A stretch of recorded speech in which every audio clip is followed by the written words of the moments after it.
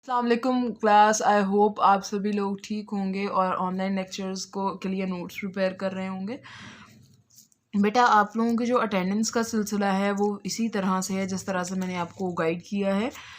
तो अभी आज के लिए हम लोगों ने अपना जो लेक्चर नंबर 10 है उसमें स्टार्ट करना है वेव्स को, जो कि बहुत ही एक बेसिक सा टॉपिक है जो कि हम लोग मैट्रिक और एफएससी लेवल पे पढ़ते हुए आए हैं। हमने उसको स्टार्ट करना है और उसमें हम डिस्कस करेंगे कि वेव्स क्या होती हैं, डिफरेंट काइंड्स ऑफ वेव क्या हैं, उसके अलावा प्रोग्रेसिव वेव्स क्या हैं।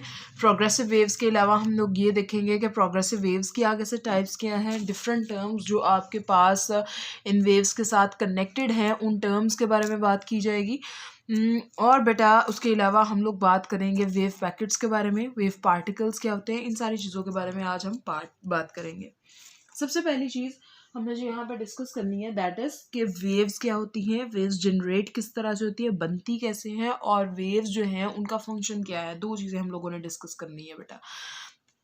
अब जो पहली चीज़ है उसको डिस्कस करने के लिए हम किसी वेव के एग्जांपल या किसी एक वेव की प्रोड्यूस करने का प्रोसेस देख लेते हैं।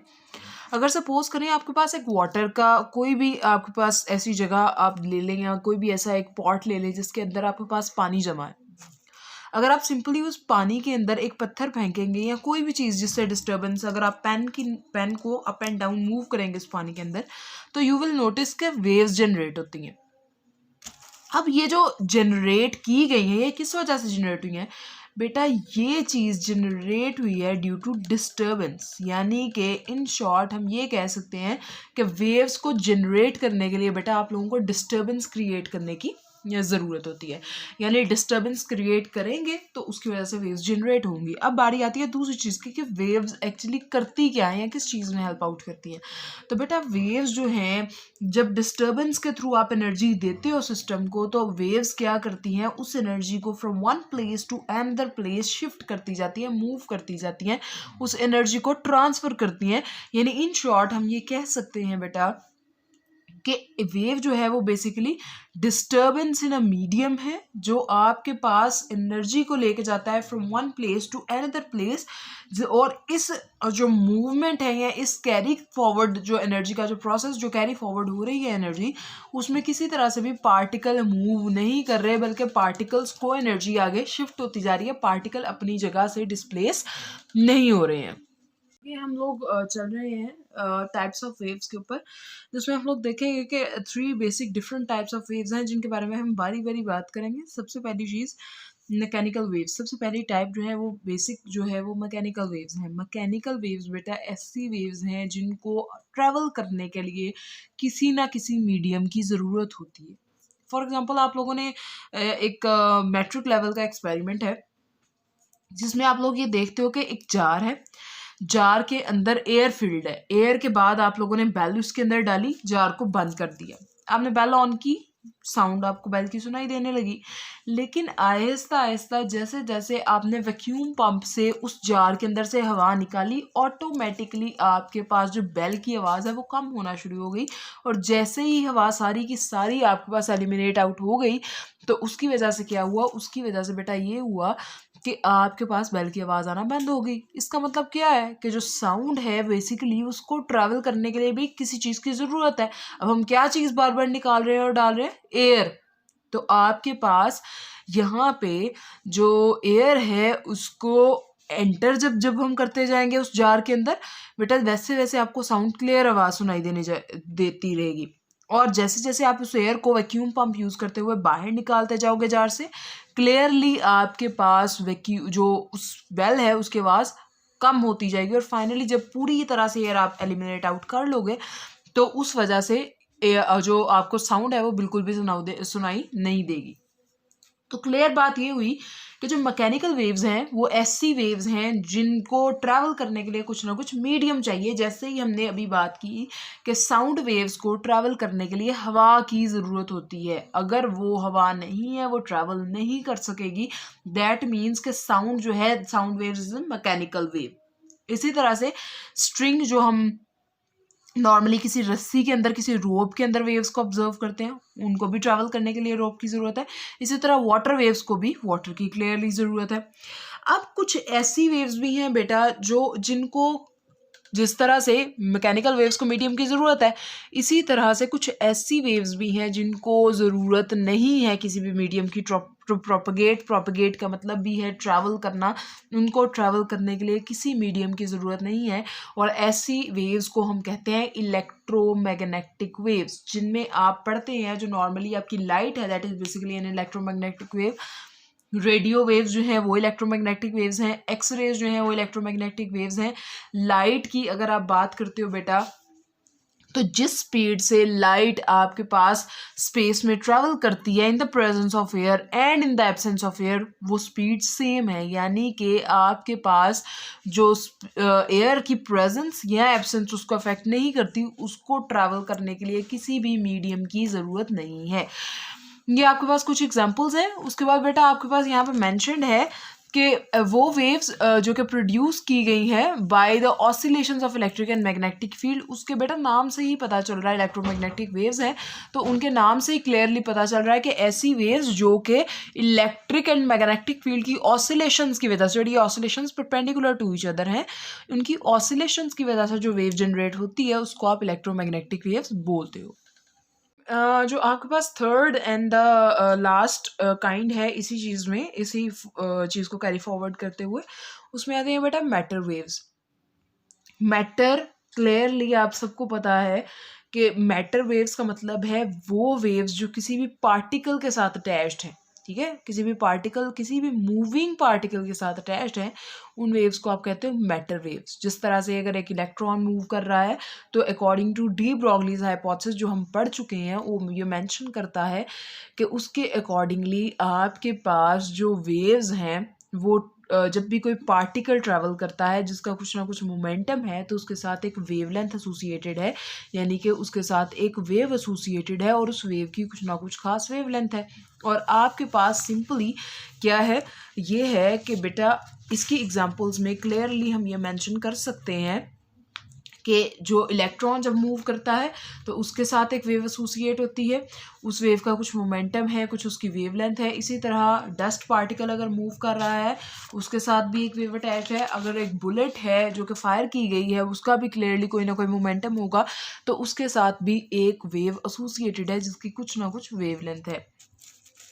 अब आगे बेटा इसको लेके चलते हुए इसको फर्दर डिटेल में नहीं देखेंगे, आगे फर्दर इसको देखते हुए प्रोग्रेसिव वेव्स क्या होती हैं। प्रोग्रेसिव वेव्स बेटा याद रखें कि ऐसी वेव्स हैं जो ट्रांसफ़र करती हैं एनर्जी को without moving away from the source of disturbance, यानी कि by moving away from the source of disturbance, यानी कि आपके पास ऐसी वेव्स जो एनर्जी को ट्रांसफ़र करती हैं और किस तरह से ट्रांसफ़र करती हैं, जहाँ से जो सोर्स है मेन वहाँ से दूर मूव करते हुए। जैसे आप वाटर वेव्स में देखते हो कि आपके पास अगर आप जिस पॉइंट पर डिस्टर्बेंस जनरेट करते हो, वेव हमेशा उस पॉइंट से दूर मूव करती है।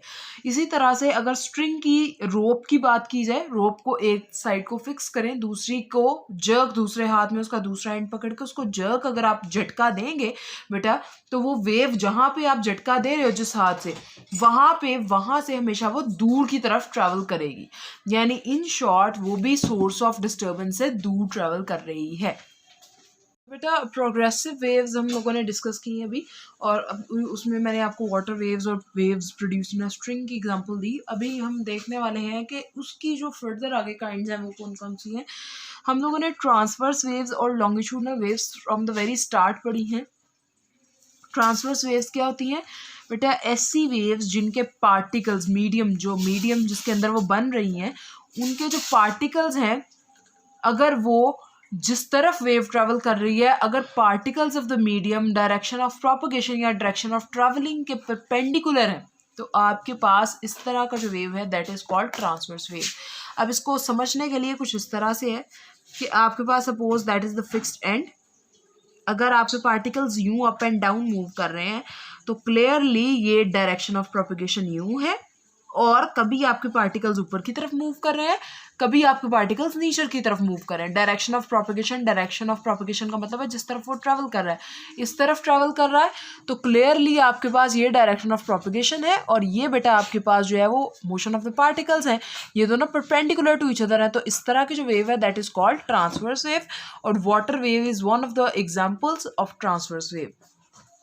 इसी तरह से बेटा कुछ ऐसी वेव्स भी हैं कि जिनमें particles of the medium perpendicular to the direction of propagation नहीं होते, बल्कि वो आपके पास parallel to the direction of propagation होते हैं। और ऐसी जो वेव्स हैं बेटा वो आपके पास कहलाती हैं लॉन्गिट्यूडनल वेव्स, जिनमें एक परफेक्टली आपके पास जो एग्जांपल सेट है वो साउंड वेव्स की है। साउंड वेव्स बेसिकली आपके पास जो है वो होती हैं लॉन्गिट्यूडनल वेव्स, जिनमें आपके पास जो आपके पार्टिकल्स ऑफ द मीडियम है वो पैरेलल डिस्प्लेस होते हैं किसके, डायरेक्शन ऑफ प्रोपगेशन के। तो इसके एग्जांपल में हम लोग देखेंगे साउंड वेव्स। बेटा अब हम लोग कुछ टर्म्स पढ़ेंगे जो कि ट्रांसवर्स वेव्स से रिलेटेड हैं। वो हैं क्रस्ट, ट्रफ। आप लोग बहुत बेसिक चीज़ है ये, इसको मैं बहुत ज़्यादा नहीं देखूंगी। आपके पास ट्रांसवर्स वेव है, इसका मतलब है कि डायरेक्शन ऑफ प्रोपगेशन और पार्टिकल्स ऑफ द मीडियम एक दूसरे के परपेंडिकुलर मूव कर रहे हैं। क्लियरली क्रस्ट वो पोर्शन है जो अबव द मीन लेवल है। अगर ये आपका मीन लेवल है बेटा ये, तो इसके ऊपर वाला जो पोर्शन है वो हमेशा क्रस्ट कहलाएगा, और जो इसके नीचे वाला पोर्शन है वो ट्रफ कहलाएगा। यानी कि the portion of the wave above mean level is crust and the portion of wave below mean level is trough. उसके बाद बेटा हम लोग देखने वाले हैं एम्पलीट्यूड को। एम्पलीट्यूड क्या है? एम्पलीट्यूड बेटा मीन लेवल से जो मैक्सिमम डिस्टेंस है किसी भी क्रस्ट के ऊपर किसी भी पॉइंट का जो मैक्सिमम डिस्प्लेसमेंट है, ठीक, maximum displacement of the point in crust और ट्रफ, क्रस्ट में या ट्रफ में किसी भी जगह पे जो point maximum displacement they from the mean position, ऐसा जो डिस्प्लेसमेंट है या डिस्टेंस है मैक्सिमम, उसको आप कहते हो एम्पलीट्यूड। क्या कहते हो? एम्पलीट्यूड। अभी लास्ट जो चीज़ है इस ट्रांसवर्स वेव से रिलेटेड टर्म्स की, वो है वेवलेंथ। बेसिकली वेवलेंथ में आपके पास क्या है, दो कंसेक्टिव क्रस्ट के दरमियान का जो डिस्टेंस है वो वेवलेंथ कहलाता है, या दो कंसेक्टिव का मतलब है एक के बाद जो एक आने वाला है। जिस तरह से ये क्रस्ट है तो इसके बाद आने वाला ये ट्रफ है, ये क्रस्ट है, उसके बाद ये अगर ट्रफ है तो उसके बाद आने वाला ये ट्रफ है। यानी कि इन दोनों के दरमियान जो डिस्टेंस है इस क्रस्ट से लेके इस क्रस्ट तक जो डिस्टेंस है वो वेवलेंथ है, या इस क्रस्ट ट्रफ से इस ट्रफ तक जो वेवलेंथ डिस्टेंस है वो बेसिकली एक वेवलेंथ कहलाती है। वेवलेंथ को हम इस तरह से डिनोट करते हैं। और लास्ट कि आपके पास जो वेवलेंथ है उसको मीटर्स में जो है वो कैलकुलेट किया जाता है। उसके बाद आपके पास हम लोग टर्म्स देखेंगे जो कि बेसिकली रिलेटेड है लॉन्गिट्यूडनल वेव्स के साथ। लॉन्गिट्यूडनल वेव्स आपके पास क्लियरली हमने अभी प्रोग्रेसिव वेव्स की टाइप्स में पढ़ी हैं बेटा। हम लोग इसमें सबसे पहले डिस्कस करेंगे कॉम्प्रेशन। कंप्रेशन क्या होता है बेटा? ऐसी जगह या वो रीजन लॉन्गिट्यूडनल वेव्स के अंदर जहाँ पे पार्टिकल्स एक दूसरे के बहुत से क्लोज हैं, बहुत ज़्यादा, उसको आप बोलते हो compression. A compression is a region in which the particles of the longitudinal waves are closer together। यानी कि वो बहुत पार्टिकल्स एक दूसरे के जहाँ पे करीब हैं उस रीजन को आप कंप्रेशन बोलते हो। और इसी तरह जिस रीजन में पार्टिकल्स एक दूसरे से दूर हैं उस रीजन को आप रेयरफ्रैक्शन बोलते हो। क्लियरली इसके लिए वेवलेंथ की डेफिनेशन कुछ अलग होगी, और वो कुछ इस तरह से है कि दो कंप्रेशंस के दरमियान का डिस्टेंस, दो कंसेक्टिव कंप्रेशंस के दरमियान का डिस्टेंस और दो कंसेक्टिव रेयरफ्रैक्शंस के दरमियान का जो डिस्टेंस है वो एक वेवलेंथ कहलाता है। बेटा हम लोगों ने अभी रेयरफ्रैक्शन और कंप्रेशंस की बात की, फिर वेवलेंथ की बात की है। अब हम यहाँ पे उसको दिखाने के लिए मैंने आप लोगों के लिए एक डायग्राम ड्रॉ की है। जो रेड लाइंस हैं चूँकि वो क्लोजर टुगेदर हैं, ये बेसिकली पार्टिकल्स को रिप्रेजेंट कर रही हैं। ये एक दूसरे के क्लोज हैं, क्लियरली ये कंप्रेशंस हैं। और जहाँ पे ये एक दूसरे से दूर हैं इसका मतलब है पार्टिकल्स इस region of the longitudinal wave के इस रीजन में ये पार्टिकल्स एक दूसरे से दूर हैं। दैट मीन्स ये एक रेयर फ्रैक्शन है। Again compression then rarefaction. एक कंप्रेशन से लेके दूसरे कंप्रेशन तक का डिस्टेंस वेवलेंथ, एक रेयर फ्रैक्शन से लेके दूसरे रेयर फ्रैक्शन तक का डिस्टेंस भी एक वेवलेंथ कहलाता है। बेटा अगर आप यहाँ पे देखो तो इस केस में जो पार्टिकल्स जो प्रोपगेशन ऑफ वेव है वो आगे की तरफ है, और अगर आप रेयर फ्रैक्शंस अगर आप पार्टिकल्स की मूवमेंट को देखो तो वो भी इस तरफ ही है, ठीक। यानी ये सेम जगह पे है। पैरेलल होने का मतलब होता है, पैरेलल होने का मतलब ये है बेटा कि ये जो दोनों हैं, दो चीज़ों की जिनकी बात कर रहे हैं आपके, वो पैरेलल हैं। वो आपके पास सेम डायरेक्शन में, यानी पैरेलल होने का मतलब है सेम डायरेक्शन होना। तो आपके पास क्लियरली आप लोगों ने ट्यूनिंग फॉर्क वाला एक्सपेरिमेंट पढ़ा होगा कि अगर आप ट्यूनिंग फॉर्क को यूं एक उसके प्रोंग कहते हैं, उसकी दो साइड्स हैं तो उसके दो प्रोंग्स हैं, अगर उसके एक प्रोंग को आप क्या करो, इनको हिट करो किसी रबर पैड के साथ और ये प्रोंग आहिस्ता से इस तरफ मूव करे बी वाली पोजीशन पे, ये ओ उसकी मेन पोजीशन है, ए एक पोजीशन है, अगर ये बी की तरफ मूव करे तो क्लियरली जो पार्टिकल्स है उसके ऊपर प्रेशर बढ़ जाएगा तो कंप्रेशन जनरेट होगा। फिर जैसे ही ये ए की तरफ मूव करेगा ऑटोमेटिकली यहाँ पे पार्टिकल्स के ऊपर प्रेशर कम हो जाएगा तो एक रेयर फ्रैक्शन जनरेट होगा। तो इस तरह से ये। उसके बाद आपके पास है speed of the wave. Clearly speed of the wave के लिए आप फॉर्मूला यूज करते रहे होंगे, v is equal to f lambda का फॉर्मूला है। आप सबको पता है कि वेलोसिटी को मेजर करने का तरीका है distance covered divided by total time. Distance आप चूंकि वेव्स की बात कर रहे हो तो क्लियरली जो डिस्टेंस कवर करते हो वो वेवलेंथ की टर्म्स में करते हो, तो डिस्टेंस कवर्ड की जगह पे आप लेमडा लिखोगे, टाइम टेकन की जगह पे t। अगर मैं इसको यूं लिख दूं लेमडा इंटू 1/t तो आपके पास 1/t चूंकि रेसिप्रोकल ऑफ जो टाइम पीरियड है वो फ्रिक्वेंसी कहलाता है, तो आपके पास v is equal to f lambda यहाँ से जनरेट हो जाएगा। आपके पास वो टाइम जो क्रस्ट को मूव करने के लिए लगता है कितना डिस्टेंस, 1 वेवलेंथ, कितना डिस्टेंस 1 वेवलेंथ, वो किसके बराबर है, वो टाइम जो किसी भी पॉइंट को एक कंप्लीट साइकिल मीडियम में कंप्लीट करने के लिए चाहिए होता है उसके इक्वल है। यानी कि क्रस्ट को 1 लैम्डा डिस्टेंस मूव करने के लिए और किसी भी पार्टिकल को किसी मीडियम के अंदर एक साइकिल कंप्लीट करने के लिए जो टाइम लगता है वो एक दूसरे के इक्वल है। उन्हें टाइम पीरियड को देखना है कि टाइम पीरियड क्या है, वो टाइम जो किसी भी वेव को एक वेवलेंथ ट्रैवल करने में लगता है या एक वेवलेंथ जितना डिस्टेंस ट्रैवल करने में लगता है उसको आप बोलते हैं time period. Clearly time period के जो यूनिट्स हैं वो है सेकेंड्स, और इसी तरह से जो फ्रिक्वेंसी है अगर उसकी बात की जाए तो फ्रिक्वेंसी का मतलब है एक खास पॉइंट के अंदर से नंबर ऑफ वेव्स का पास करना किसी भी एक खास टाइम के अंदर वो कहलाता है फ्रिक्वेंसी। और फ्रिक्वेंसी को नॉर्मली बेटा रेसिप्रोकल ऑफ टाइम पीरियड भी कहते हैं, इसका सिंबल एफ है। और उसके अलावा इसके जो यूनिट्स हैं उसको साइकिल्स पर सेकंड या हर्ट्स भी बोला जाता है, इसको सीपीएस यानी साइकिल्स पर सेकंड भी लिखा जाता है। उसके बाद आपके पास है वेव नंबर। तो कोई नंबर ऑफ वेव्स किसी भी खास एक डिस्टेंस में जो नंबर ऑफ वेव्स होती हैं उनको हम वेव नंबर बोलते हैं।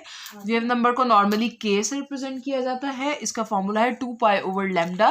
क्लियरली लैम्डा के यूनिट्स चूंकि मीटर के हैं तो के यानी वेव नंबर के यूनिट्स क्या होंगे, पर मीटर के होंगे। अब हम लोगों ने एक नेक्स्ट चीज डिस्कस करनी है जो कि वेव से ही लिंक्ड है, लेकिन it is about photons and particles जो कि हमारे पास लिंक्ड हैं विद द वेव्स। तो बेटा हम लोगों ने इलेक्ट्रोमैग्नेटिक वेव्स को पढ़ा था कि वो होती है बेसिकली लाइट, जो हमारे पास नॉर्मल लाइट है उसको हम इलेक्ट्रोमैग्नेटिक वेव्स कहते हैं। एक चीज़ याद रखें कि हम लोगों ने पीछे जितने भी एक्सपेरिमेंट्स पढ़े हैं, ख्वाह वो फोटो इलेक्ट्रिक इफेक्ट हो, कॉम्पटन इफेक्ट हो, या फिर वो आपके पास हो थर्मल रेडिएशंस, हमने उन सारे एक्सपेरिमेंट्स को इस बेसिस पे जो है वो एक्सप्लेन किया है कि जो लाइट है वो बेटा छोटे छोटे क्वांटास ऑफ एनर्जी से मिलके बनी है। अब इन क्वांटास ऑफ एनर्जी को हमने नाम दिया था फोटॉन्स का।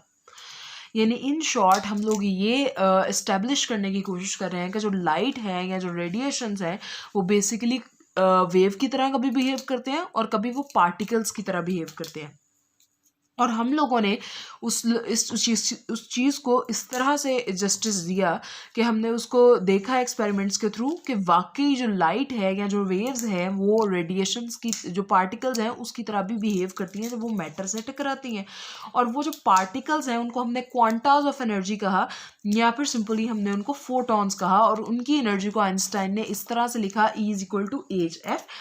और जो h है वो बेसिकली बेटा आपके पास है प्लैंक्स कांस्टेंट, जो कि एक साइंटिस्ट था प्लैंक जिसने इस कांस्टेंट को जो है वो स्टार्ट किया। कांस्टेंट की जो वैल्यू है वो हर लेक्चर में ऑलमोस्ट रिपीट होती रही है, 6.63 × 10⁻³ जूल सेकेंड्स। उसके बाद हम लोगों का जो मेन चीज़ है वो है वेव पैकेट। बेटा याद रखें कि आपके पास वेव पैकेट क्या है, वेव पैकेट क्लियरली पैकेट से आपको एक इन्वेलप टाइप चीज़ याद आती है। तो किसी भी दो या दो से ज़्यादा जो वेव्स हैं उनकी जब एडिशन हो यानी सुपरपोजिशन हो कहीं से आपको और उन वेव्स की जिनका मोमेंटम और जिनकी वेवलेंथ थोड़ा थोड़ा डिफरेंट हो, एक दूसरे से स्लाइटली डिफरेंट हो, each other with slightly different wavelength और मोमेंटम है। और इस तरह से जाहिर सी बात है अगर कुछ वेवलेंथ डिफरेंट है कहीं से और कहीं से मोमेंटम डिफरेंट है तो क्लियरली बेटा वो आपके पास जब सुपरपोजिशन होगी, एडिशन होगी, तो कहीं पे कंस्ट्रक्टिव इंटरफेरेंस हो जाएगी, कहीं पे डिस्ट्रक्टिव इंटरफेरेंस हो जाएगी, और उसकी वजह से जो रिजल्ट में चीज़ बनेगी वो कहलाती है बेटा आपके पास वेव पैकेट। हमने जो बात की है वो है वेव पैकेट्स की, जिसमें हम लोगों ने ये देखा है कि जो वेव पैकेट्स हैं वो दो या दो से ज़्यादा जो प्लेन वेव्स हैं उनकी एडिशन की वजह से आपके पास जो एक उसका एडिशन की वजह से जो एक वेव बनती है, उस वेव को उस जो पोर्शन है उसको आप कहते हो वेव पैकेट, और वो लोकलाइज्ड वेव है, यानी वो वेव आपको लोकेशन ऑफ द पार्टिकल के बारे में बता सकती है। तो वेव पैकेट हो गया क्लियर। अब हम आते हैं मैटर वेव्स के ऊपर, कि मैटर वेव्स के अंदर हम लोग जब बात करते हैं कि मैटर वेव्स जो हैं वो क्लियरली ऐसी वेव्स हैं जो कि किसी पार्टिकल के साथ अटैच्ड हैं, उसकी मूवमेंट की वजह से उसके साथ कोई वेव अटैच्ड है। बेटा अब आपके पास डी ब्रॉगलीज हाइपोथेसिस से हमने वेवलेंथ तो यहाँ पे लिख ली कि लैम्डा किसके इक्वल है, h/p के इक्वल है। और हम कभी भी बात करते हैं जब मैटर वेव्स की, तो हमने कभी भी अभी तक जितनी भी बात की उसमें कभी भी ये बात नहीं की कि जाहिर सी बात है अगर एक इलेक्ट्रॉन के साथ एक वेव अटैच्ड है बेटा, तो फिर इसका मतलब ये हुआ कि उस वेव का कुछ ना कुछ वेवलेंथ तो होगा ही, जिसकी अब हमेशा बात करते हैं, लेकिन हमने कभी ये बात नहीं की कि उसके वेव का कुछ एम्पलीट्यूड भी होगा। अब वो जो एम्पलीट्यूड है वो बेटा आपको क्या बताता है, this is the discussion here. आपके पास जो वेव है जो किसी पार्टिकल के साथ एसोसिएटेड है, उसका एम्पलीट्यूड बेटा आपको इन्फॉर्मेशन देता है about the location of the particle. याद रखें कि वो आपको लोकलाइजेशन यानी लोकेशन ऑफ द पार्टिकल के बारे में बताता है। आपके पास वेव का एम्पलीट्यूड ज़्यादा हो सकता है। अगर वेव का एम्पलीट्यूड किसी पोजीशन पे किसी पॉइंट पे ज़्यादा है तो बेटा इसका सिंपली मतलब ये है कि पार्टिकल के वहाँ पे उस पोर्शन में पाए जाने के इम्कान ज़्यादा है। अगर उसका जो एम्पलीट्यूड है वो कम है, इसका मतलब है कि उसके इम्कान नहीं है उतने। इसी तरह से अगर पार्टिकल का जो वेव है आपके पास जो एसोसिएटेड विद द पार्टिकल, अगर बेटा उसका एम्पलीट्यूड ओवरऑल कांस्टेंट रहता है, जिस तरह के सपोज इस वेव में ओवरऑल कांस्टेंट अगर रहे, अगर ओवरऑल कांस्टेंट है तो इसका मतलब है कि आपके पास पार्टिकल इक्वल प्रोबेबिलिटी है कि इन दोनों में से किसी भी पोजीशंस पे पाया जा सकता है या इस रेंज में कहीं भी पाया जा सकता है, इक्वल प्रोबेबिलिटी। और अगर वेव का कोई भी एम्पलीट्यूड नहीं है तो इसका मतलब है कि पार्टिकल यहाँ कभी भी पाया नहीं जाएगा। दैट्स इट, आज के लिए बस इतना ही पढ़ेंगे। इस टॉपिक में हमने वेव्स को डिस्कस किया है, थोड़ा सा अमाउंट ऑफ वेव पैकेट्स को डिस्कस किया है, पार्टिकल्स को डिस्कस किया है जिसमें हमने फोटॉन्स को डिस्कस किया है, मैटर वेव्स के अंदर एम्पलीट्यूड को डिस्कस किया है।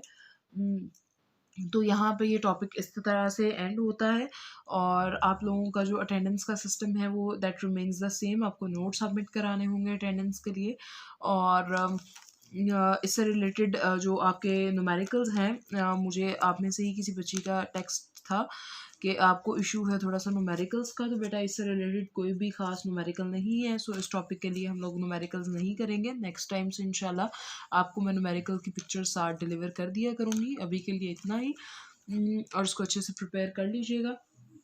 टेक केयर, अल्लाह हाफिज़, साइनिंग ऑफ।